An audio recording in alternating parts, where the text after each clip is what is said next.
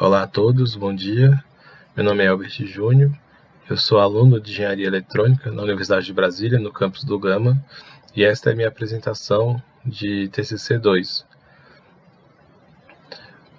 O título do meu trabalho é o desenvolvimento de um propulsor elétrico pulsado para CubeSat, feito sob a orientação do professor Dr. Marcos Vinícius Batistuta e do professor Dr. José Leonardo Ferreira, em parceria também com o Laboratório de Física dos Plasmas da Universidade de Brasília. Bom, começar falando sobre a metodologia. Seria um método iterativo, onde os resultados de testes físicos seriam alimentados nas simulações, que modificariam os testes físicos e assim almejaria alcançar o ponto ótimo de operação do propulsor. Seria esse método iterativo se o propulsor de fato tivesse sido construído. Devido às diversas restrições e adaptações que tivemos que fazer, inclusive pela pandemia, o foco do trabalho girou em se concentrar no circuito eletrônico do propulsor. Neste caso, utilizei os programas VLT Spice para a construção do esquemático e as simulações dos circuitos, o Scilab para visualizar alguns modelos matemáticos, inclusive realizar algumas contas com a plataforma Celestlab de requisitos de ΔV, altitude de órbita, entre outros. O software livre FEM foi utilizado para poder simular os campos magnéticos do propulsor com os ímãs permanentes. Aqui nós temos a bancada improvisada.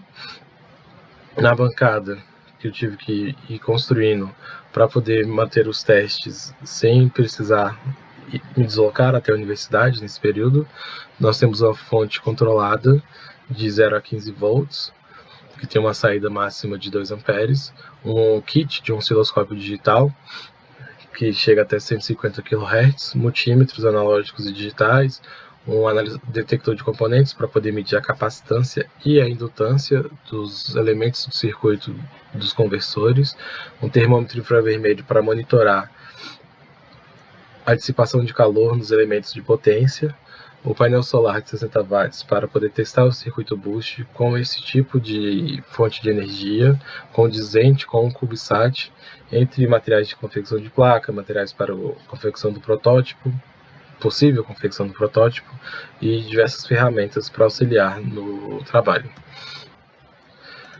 Aqui nós temos um propulsor cilíndrico, cônico, onde nós temos um eletrodo externo e um eletrodo aqui interno. É possível verificar essa geometria do eletrodo de forma a aumentar o empuxo gerado pelo plasma aqui do propulsor. Esse, no caso, utiliza um propelente gasoso. Aqui na direita nós temos um exemplo também de um propulsor pulsado. Nós podemos ver aqui a inclinação dos eletrodos de placas paralelas. Essas seriam as inspirações para poder fazer também essa placa paralela. De acordo com esses estudos, foi possível verificar um aumento no empuxo, na eficiência do propulsor, devido a essa geometria, que você tem tanto a influência do plasma como esse gradiente de pressão ajudando a acelerar o gás ionizado. Já o propulsor da direita utiliza combustível sólido. As dimensões propostas para o teste em bancada seria um comprimento de câmara de 10 mm, um comprimento da aleta de 10 mm, esse ângulo de inclinação dessa aleta em torno de 30 a 45 graus, os eletrodos estão espaçados em 4 mm, eles possuem uma largura de 10 mm e a espessura do material metálico dos eletrodos é de 0,3 mm. Aqui nós temos uma foto dos eletrodos utilizados no teste. Nós podemos ver aqui a geometria com as aletas, a inclinação dos eletrodos, a separação aqui entre eles. Note que no centro dos eletrodos possui uma indentação para facilitar, para favorecer que a descarga se forme no centro do eletrodo e não por efeitos de bordas aqui. Esse eletrodo da direita ele possui um rasgo em seu na sua base de sustentação para permitir a movimentação e assim controlar a separação entre os eletrodos.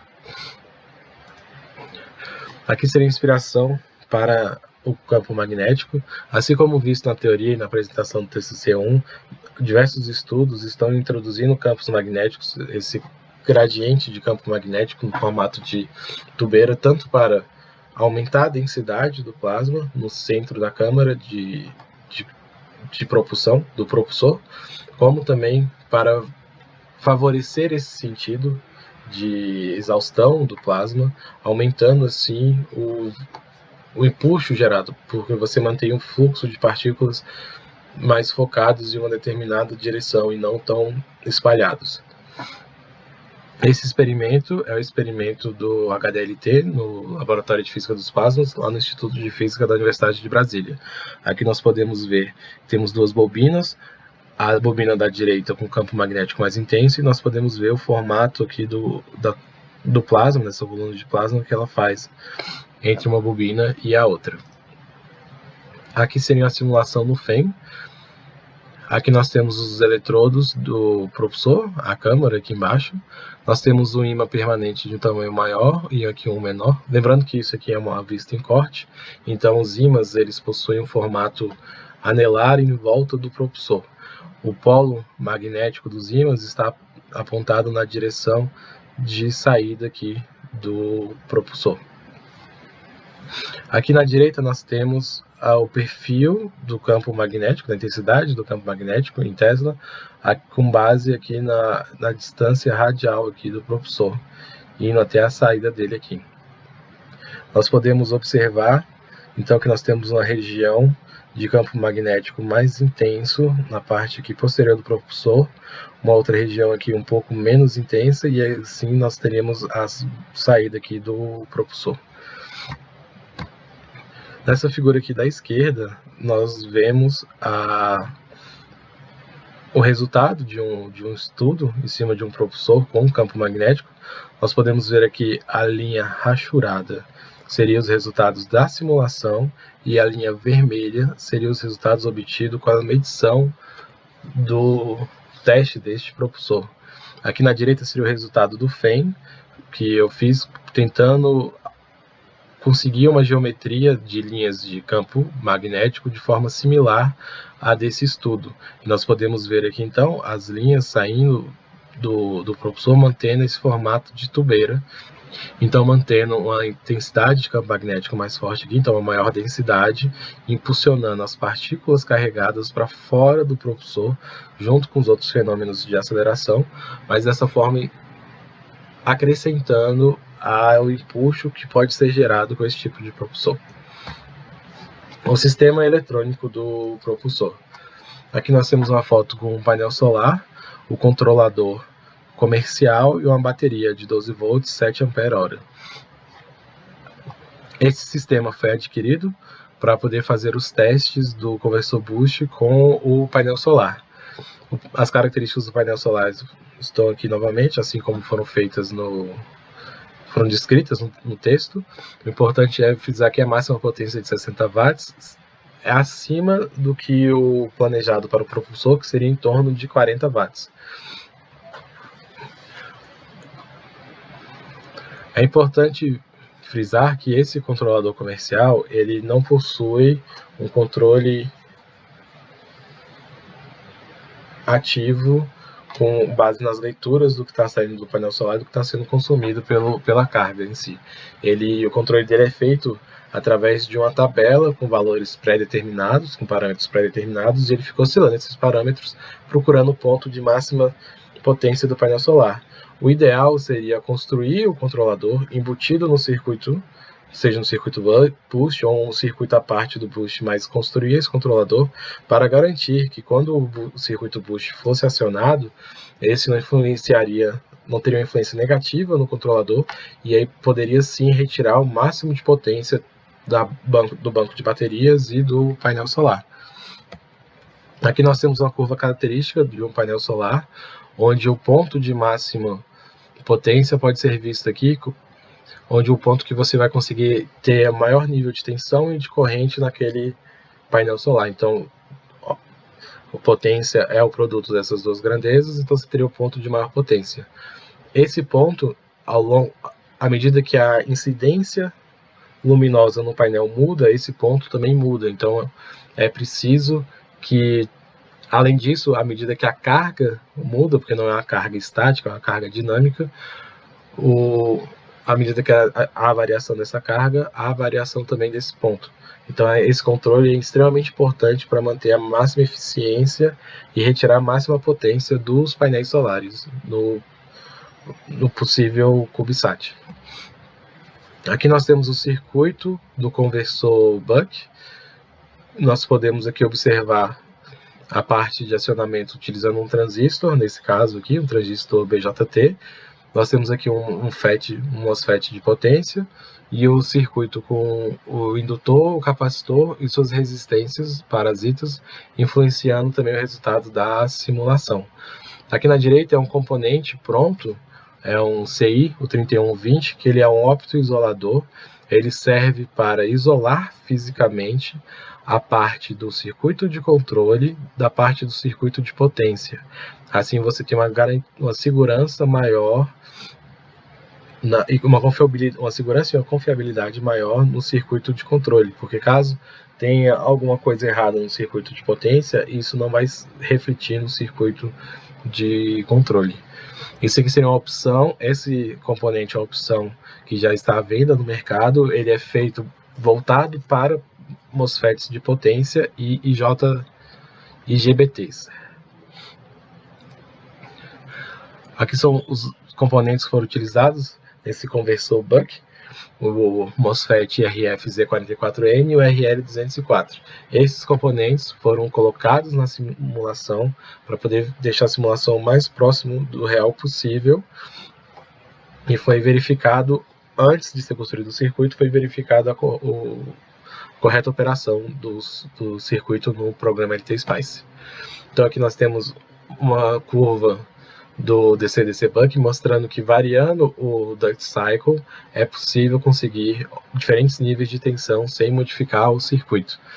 Então com isso aqui, essa figura está mais para poder mostrar que é possível, com o mesmo circuito, ter níveis de tensões em torno de 5 volts e em torno de 3.5 volts. São as duas tensões necessárias para o circuito de controle e os diferentes sensores. Aqui só para mostrar o ripple de acordo com a simulação.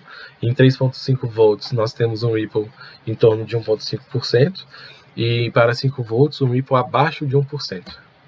Esse seria o circuito do conversor construído na placa perfurada universal, com o MOSFET de potência, a parte de controle, o indutor e o capacitor.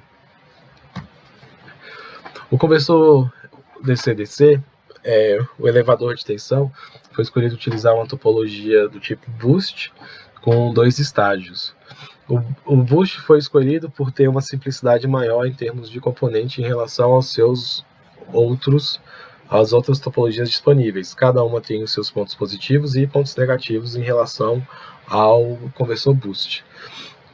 O fato de ter 2 estágios ocorre porque a simulação, os cálculos e a simulação com componentes ideais conseguiam chegar no nível de tensão necessário para a operação do propulsor.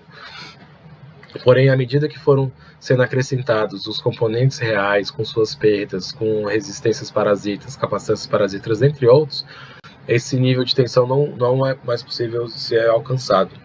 Uma coisa que ocorre nos conversores boosts também, que quanto maior o duty cycle, menor a eficiência do mesmo.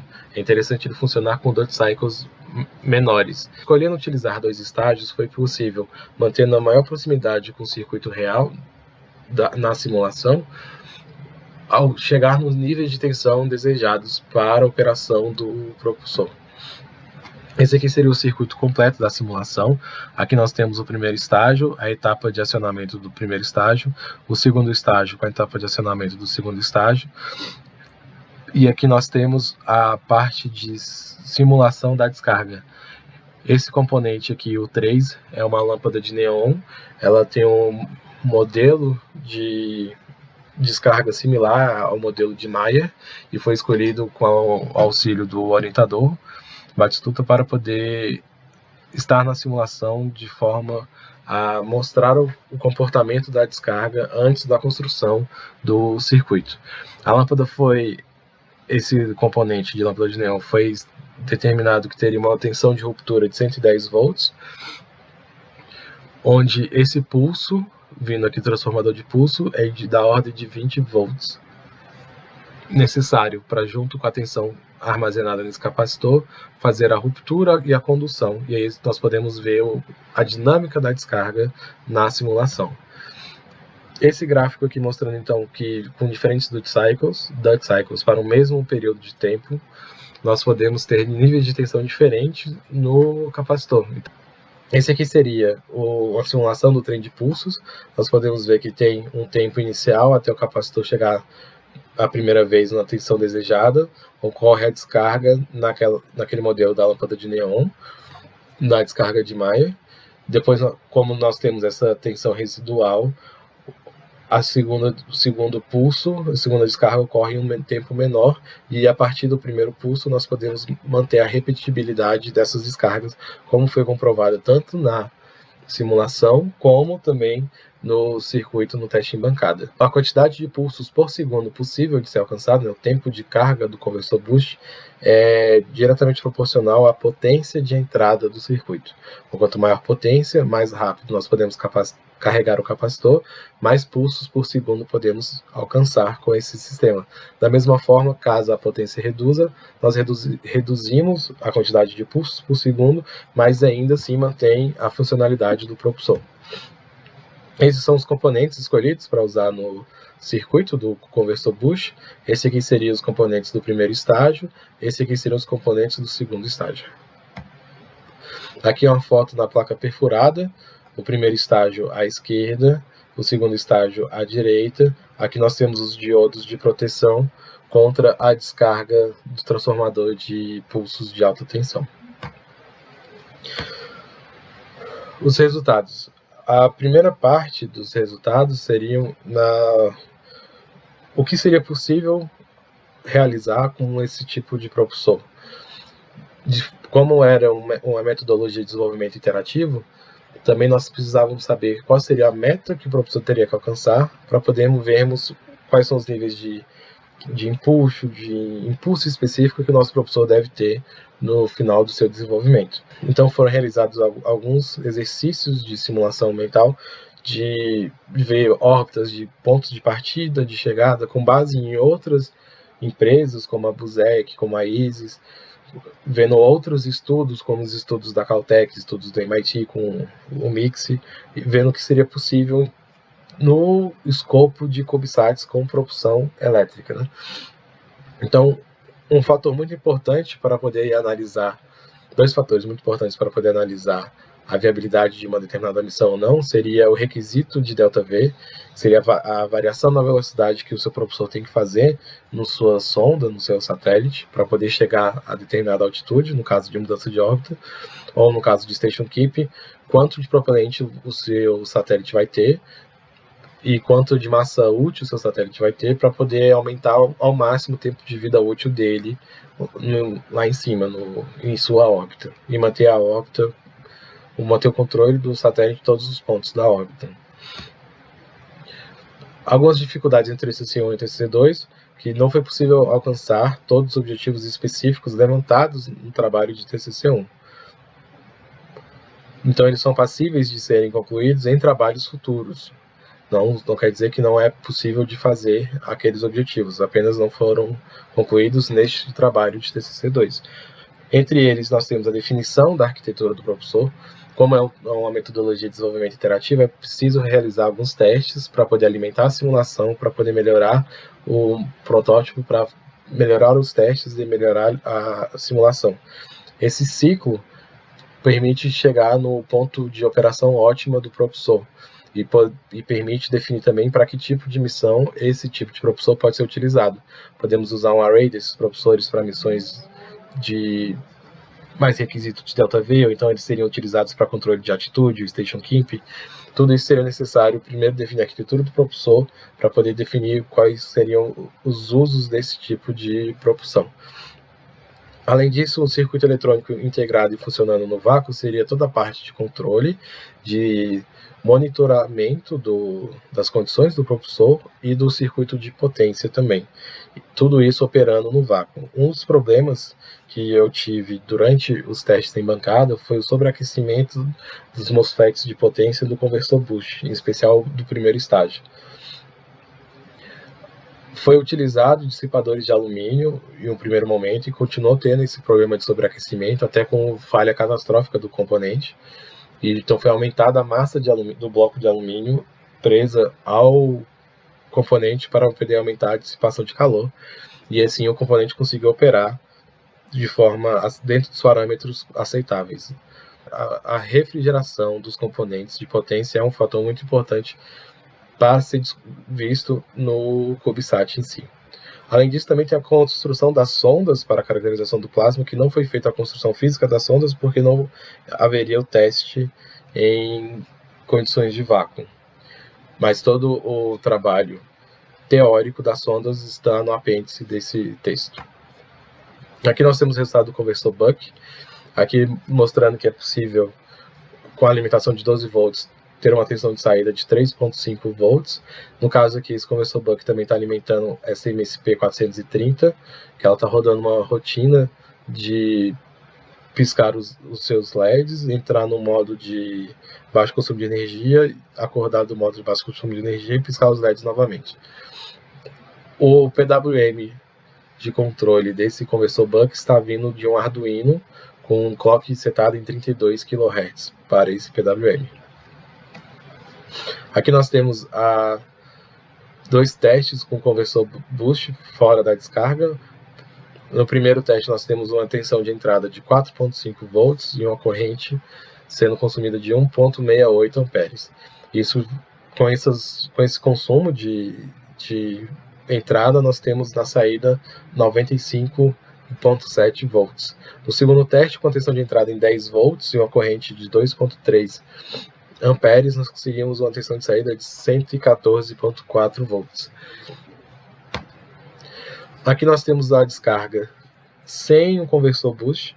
Nós podemos ver ali na fonte, no fundo da imagem, que a corrente está zerada, não está tendo o PWM, foi configurado de tal forma que a tensão de saída no conversor boost fosse zero. Nós podemos ver aqui no aplicativo, na tela do celular, diversos picos vermelhos. Cada pico desse aqui representa a descarga sendo gerada pelo transformador de alta tensão de pulsos aqui entre as placas do eletrodo. Nós podemos ver no aplicativo que apenas com o transformador de pulso de alta tensão, a intensidade sonora captada por esse aplicativo está em torno entre 82 e 84 decibéis. E nós podemos ver aqui a intensidade luminosa da descarga. Agora, a descarga com o conversor boost, nós podemos ver aqui que a fonte está fornecendo 1,26 amperes a 12 volts.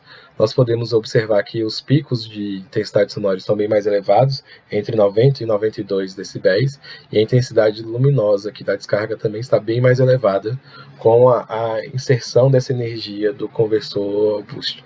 Dessa forma, provando o conceito inicial de que o conversor boost, com essa descarga de alta tensão de baixa energia, de baixa corrente, com o conversor boost é possível ter uma descarga de alta densidade energética e dessa forma ter um valor de empuxo maior no propulsor. Aqui é uma comparação com o mesmo aplicativo, com um teste rodando por aproximadamente 1 minuto. O valor máximo medido pelo aplicativo sem o conversor boost foi em torno de 82.4 decibéis, com o conversor boost foi em torno de 93 decibéis. Aqui seria o vídeo da descarga.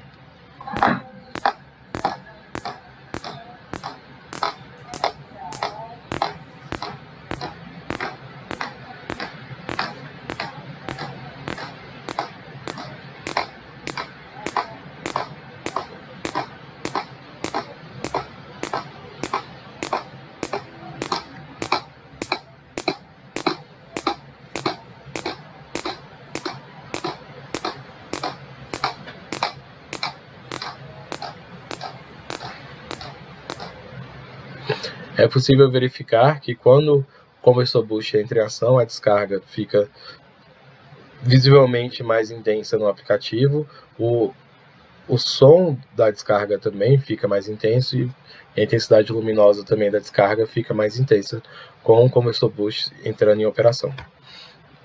Os próximos passos seriam adicionar aos conversores um sistema de controle realimentado. O controle dos conversores está sendo feito de forma manual, com um multímetro e um potenciômetro ligado ao Arduino, controlando o Duty Cycle do PWM. Então, com o controle automático, você setaria o valor que você quer e com as mudanças na carga acoplada ao conversor, o próprio sistema bem controlado faria suas correções no Duty Cycle para manter estável a tensão de saída do conversor. Além disso, seria a adequação desses circuitos para o teste em vácuo, com a solução de refrigeração para os componentes de potência, a confecção das placas de circuito impresso, além disso também a construção do protótipo para fazer o teste em vácuo. Muito obrigado pela atenção de todos.